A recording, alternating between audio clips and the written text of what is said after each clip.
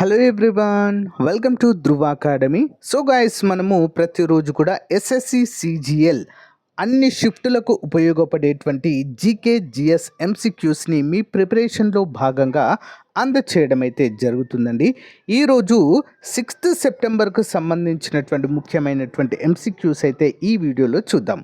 ఇంగ్లీష్లో ఉంటుంది, బట్ క్లియర్గా తెలుగులో కూడా మీకు ఎక్స్ప్లెయిన్ చేయడము జరుగుతుంది. చాలా ఇంపార్టెంట్ బిట్స్ ఉన్నాయండి. ఈరోజు ఎవరు కూడా మిస్ చేయొద్దు.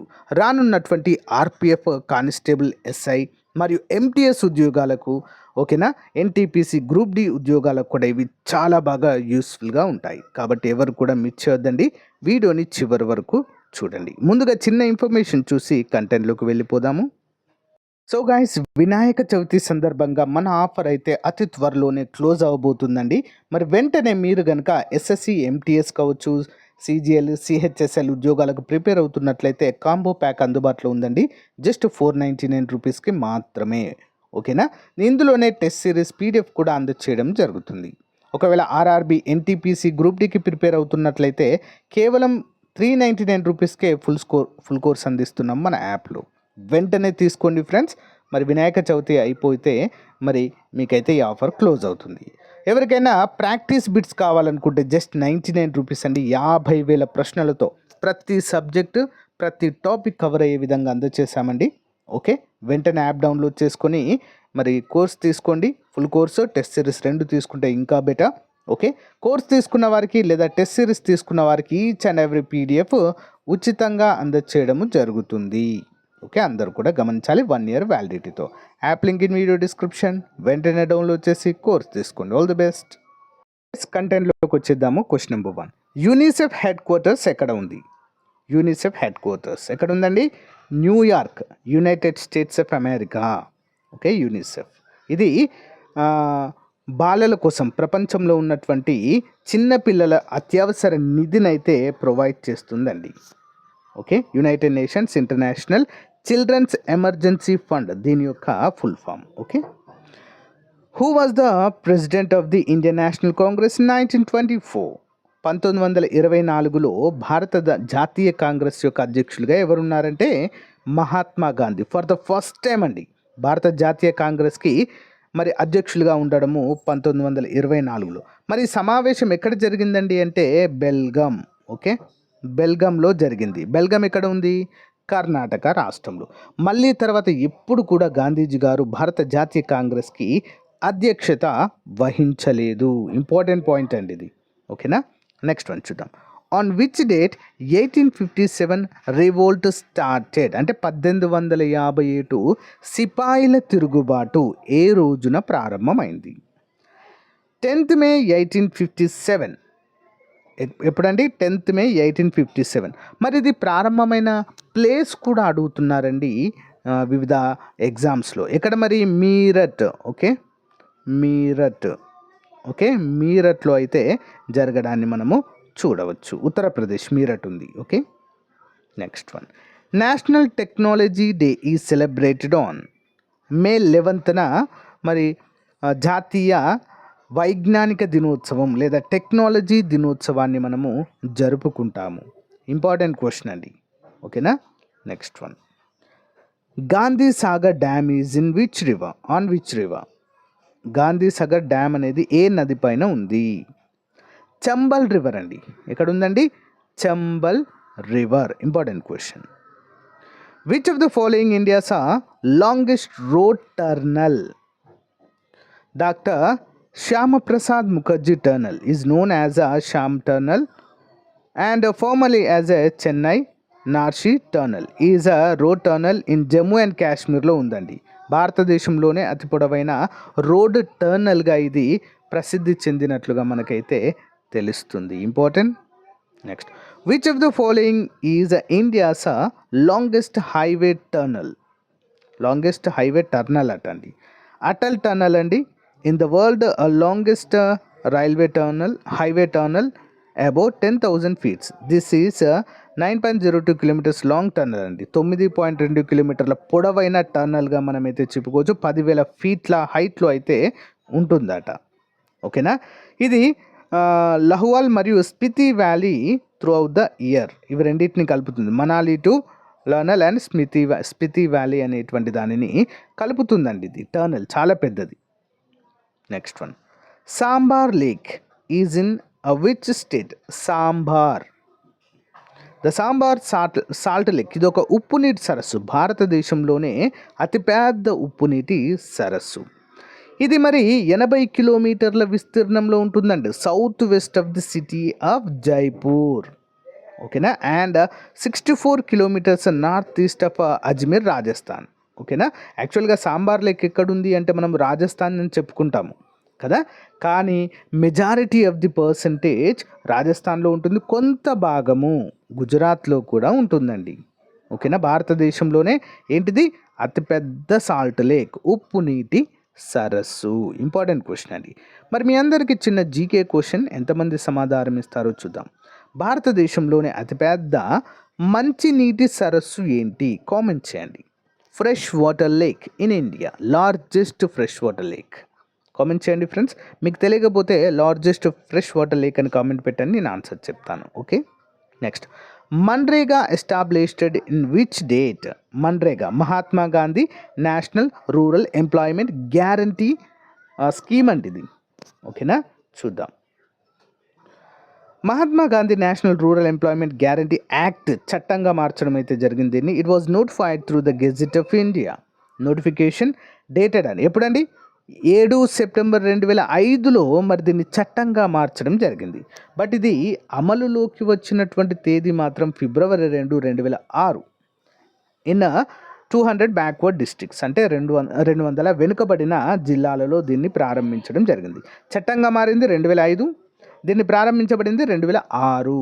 మహాత్మా గాంధీ జాతీయ ఉపాధి హామీ పథక చట్టము. ఇంపార్టెంట్ క్వశ్చన్ అండి, చాలా చాలా important. Okay, next one, question related to Sukanya Samriddhi Yojana గురించి అయితే అడగడం అయితే జరిగిందండి. చూద్దాం.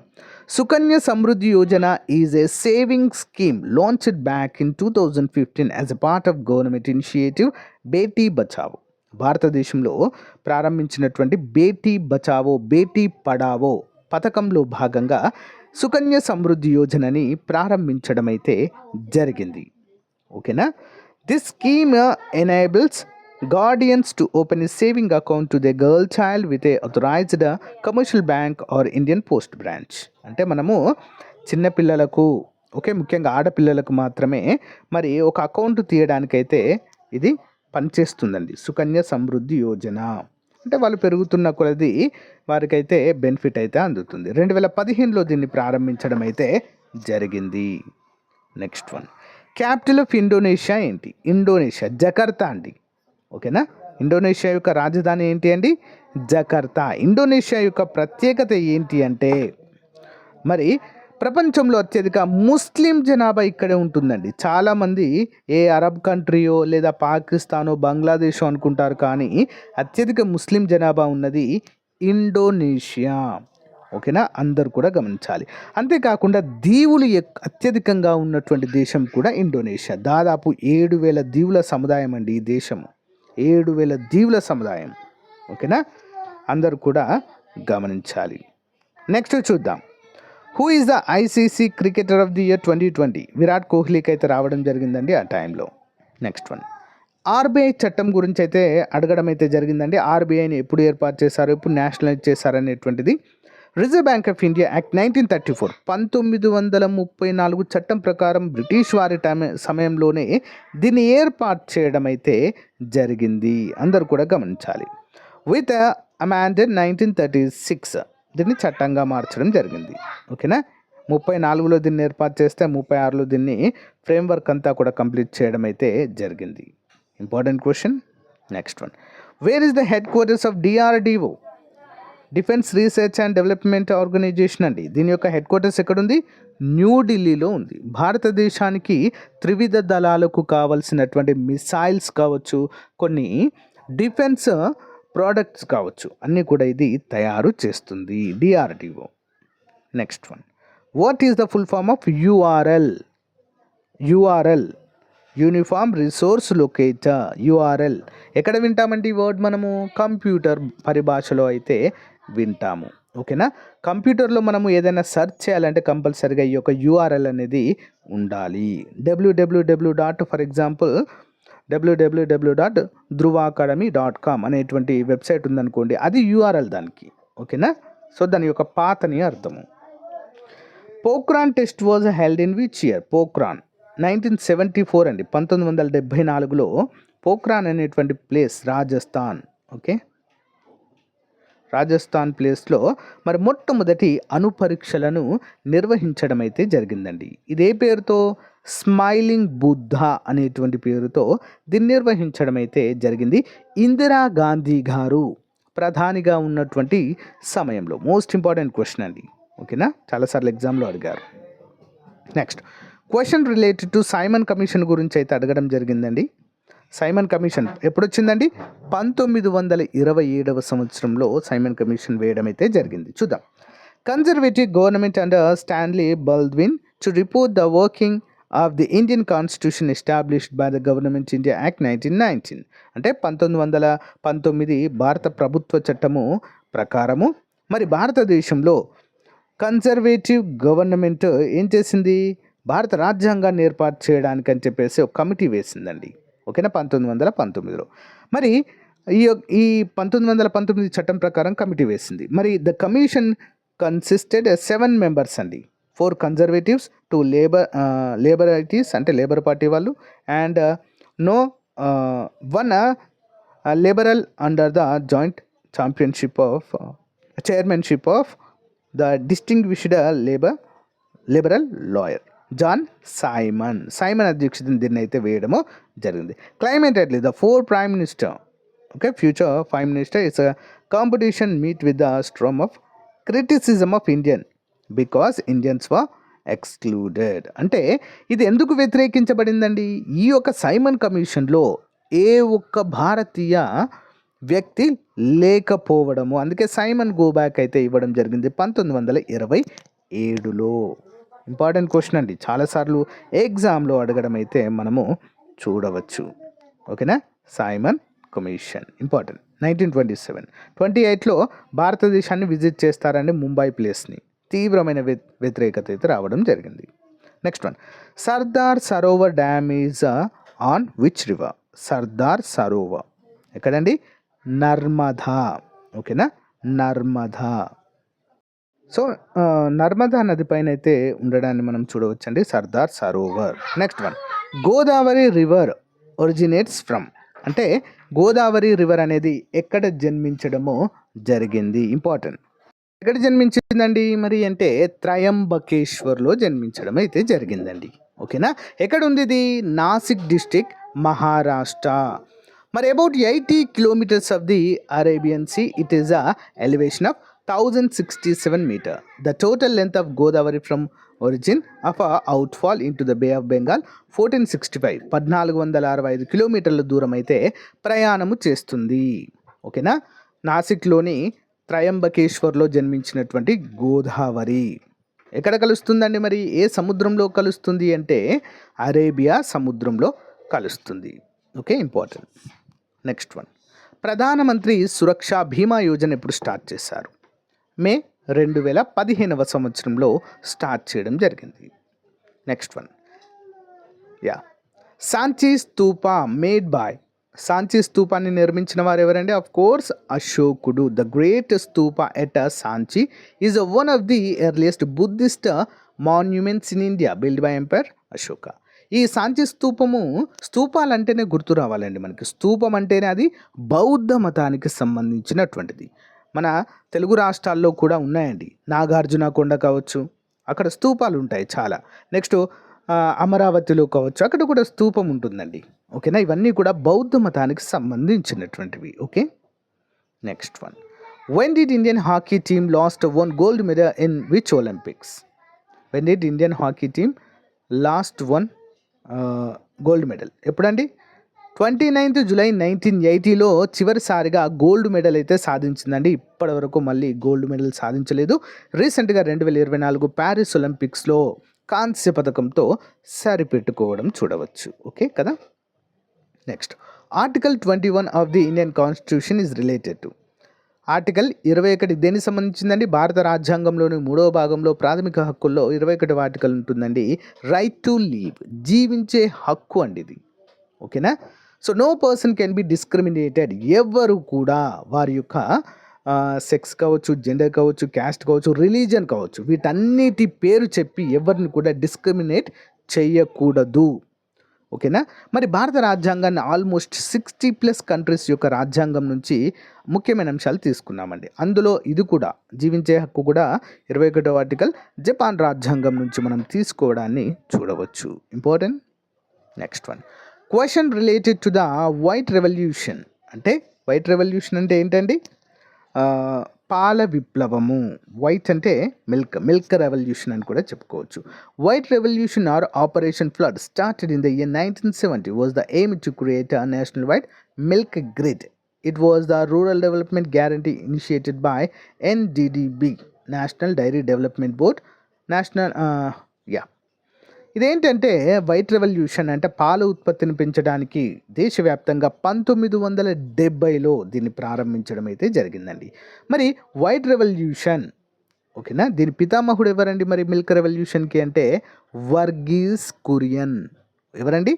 Verghese Kurien, important person. Next, how many nuclear reactors in India till November 2024? Sorry, November కాదు ఇది, సెప్టెంబర్ కదా ఇది. India will have 9 nuclear power plants in operation by 2024 అండి. ఎప్పటివరకు అండి? సో 2024 వరకు ఎన్ని ఉన్నాయండి? 9 పవర్ ప్లాంట్స్ ఉన్నాయండి. Compared with 7 operational one in 2021. 2021లో ఎన్ని ఉండే? 9 ఉండేది. ఓకేనా? తర్వాత 2 అయితే పెంచడాన్ని మనం చూడవచ్చు. Next, MSP is decided by Hume? Okay, minimum support price అంటామండి దీన్ని. కనీస మద్దతు ధర, దీన్ని ఎవరు డిసైడ్ చేస్తారు మరి? చూద్దాం. Based on the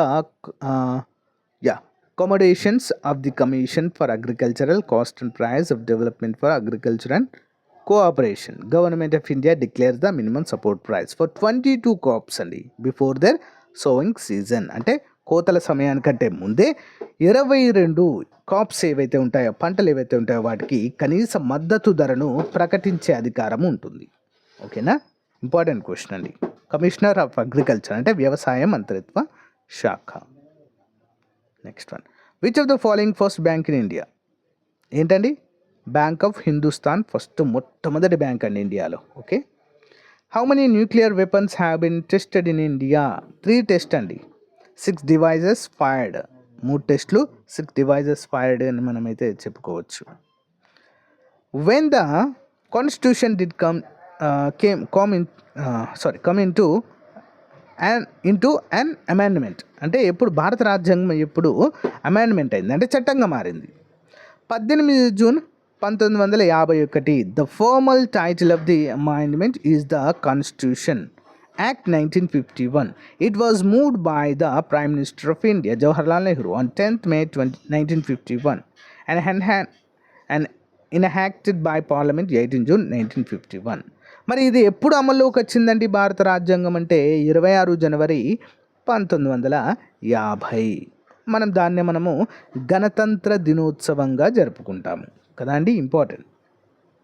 next, what was the name of the house of Maharana Pratap Singh? Maharana Pratap Singh యొక్క ఆస్థానము పేరేంటి? హౌస్ అంటే ఏంటి? ఆస్థానము. చేతక్ అండి. సారీ, ఆస్థానం కాదు, సారీ తప్పుగా చదివాను. హౌస్ కాదు, ఇది హార్స్ అండి, హార్స్. మహారాణా ప్రతాప్ యొక్క గుర్రం పేరేంటి? ఓకే, చేతక్ అండి, చేతక్. ఓకే, చేతక్. ప్రజెంట్ కొన్ని స్కూటర్స్ వస్తున్నాయి కదా, సో దీని పేరే పెట్టారు అప్పుడు. First international cricket match was played between, మొట్టమొదటి అంతర్జాతీయ cricket match, the first ever international cricket game was played between USA and Canada in 1844 at the St. George Cricket Club in New York, and in 1859 a team leading. ఓకేనా, important అండి. ఎప్పుడండి? 1844లో America మరియు Canada మధ్య మొట్టమొదటి అంతర్జాతీయ cricket match అయితే start అయింది. Which river is known as a Bengal sorrow? Bengal దుఃఖదాయిని అని ఏ నదిని పిలుస్తాము? దామోదర్ రివర్ అండి. దామోదర్ రివర్ని మనం ఈ విధంగా పిలుస్తాము? యా ఇంపార్టెంట్ క్వశ్చన్ అండి, అందరూ కూడా గమనించాలి. It is used flat many areas of Bardhaman, Hooghly, Howrah and Medinipur districts. ఈ జిల్లాలలో బాగా వరదలకు కారణమైనటువంటి నదిగా మనము చెప్పుకోవచ్చు. అంతేకాకుండా ఒక ముఖ్యమైన అప్డేట్ ఏంటి అంటే, దామోదర నది లోయ ఏదైతే ఉందో భారతదేశంలోనే విస్తారమైన బొగ్గు నిల్వలు కలిగినటువంటి నదీ లోయ ప్రాంతం అండి ఇది. Okay, next one. Who gave the slogan do or die? ఎవరిచ్చారండి? మహాత్మా గాంధీ అండి. 1942 క్విట్ ఇండియా మూమెంట్లో భాగంగా. Karnam Malleswari is located with which sports associated with? Karnam Malleswari is associated. Karnam Malleswari గారు మన తెలుగు వ్యక్తి అండి, తెలుగు మహిళ. మరి ఏ క్రీడలో ప్రసిద్ధి చెందిన వారంటే weightlifting. Next one. World tuberculosis TB day March 24న టీబీ డే నిర్వహిస్తామండి. టీబీ అనేది మైక్రో బ్యాక్టీరియా ద్వారా సంభవిస్తుంది. నిశ్శబ్ద హంతకి అనేటువంటి పేరు దీనికి కలదు, అంత త్వరగా పోదు. నెక్స్ట్, క్యాపిటల్ ఆఫ్ సిప్రస్ దేశ క్యాపిటల్ ఏంటి? Nicosia. Next, yoga day celebrated on 21st జూన్న మనము యోగా డే సెలబ్రేట్ చేసుకుంటాము. మన భారతదేశము యోగా డేని అనౌన్స్ చేయాలనేటువంటి ప్రతిపాదన పెట్టడంతో ఐక్యరాజ్య సమితి 21 జూన్న దీన్ని యాక్సెప్ట్ చేసింది. Golden Temple of Dambulla is situated in. దంబూలాలో ఉన్నటువంటి బంగారు గుడి ఎక్కడ ఉందండి? ఇది దంబూలా అనేటువంటిది శ్రీలంక. మనం క్రికెట్ మ్యాచ్ చూస్తున్నప్పుడు అప్పుడప్పుడు మనకు కామెంటరీలో వింటాము దంబూలా క్రికెట్ స్టేడియం అని కదా. సో అది శ్రీలంకలోనే ఉంది. అక్కడే గోల్డెన్ టెంపుల్ అయితే ఉందండి. ఈ గోల్డెన్ టెంపుల్ ఏ దేవుడికి సంబంధించిందండి? బౌద్ధ మతానికి సంబంధించింది. Next, establishment of the Panchayati Raj system was recommended by. Panchayati Raj వ్యవస్థ మరి సిఫారసు చేసిన కమిటీ ఏది? ఆన్సర్ కమిటీ కాదు, దీన్ని ఎవరు చెప్పారు? పంచాయతీరాజ్ వ్యవస్థ భారతదేశానికి అవసరమని. ఓకేనా? ఆన్సర్ మహాత్మా గాంధీ గారండి. దీనికి పునాది వేసినటువంటి వ్యక్తిగా ప్రసిద్ధి. మరి భారతదేశంలో 3 అంచెల పంచాయతీరాజ్ వ్యవస్థ. Majority of the states are following three liner Panchayati Raj system అండి. 3 స్టెప్స్ పంచాయతీరాజ్ సిస్టమ్. ఓకేనా? 3 అంచెల పంచాయతీరాజ్ వ్యవస్థను అయితే ప్రజెంట్ మనం యూజ్ చేస్తున్నాము. బల్వంతరాయ్ మెహతా గారు దాన్ని ప్రతిపాదించారు. Important. When did Swami Vivekananda deliver a speech at the World Religion Conference in Chicago? ప్రపంచ మత సమ్మేళనము ఎప్పుడు జరిగిందండి? చికాగోలో జరిగింది. దీంట్లో మరి స్వామి వివేకానంద గారు స్పీచ్ డెలివర్ చేశారండి. ఓకేనా? ఎప్పుడు?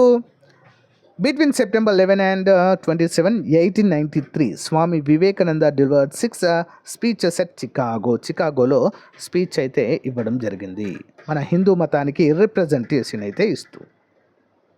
సో గైస్, ఇది ఈ రోజుకి సంబంధించిన మోస్ట్ ఇంపార్టెంట్ ఎంసీక్యూస్ అండి. రానున్నటువంటి అన్ని ఉద్యోగాలకు కూడా మీకు చాలా బాగా యూస్ఫుల్గా ఉంటుంది. పీడిఎఫ్ లింక్ ఇస్తాను, డౌన్లోడ్ చేసుకోండి. Thank you. మన కోర్స్ కూడా అందుబాటులో ఉంది యాప్లో, తప్పకుండా యూజ్ చేసుకోవాలి ప్రతి ఒక్కరు కూడా. Have a nice day, bye.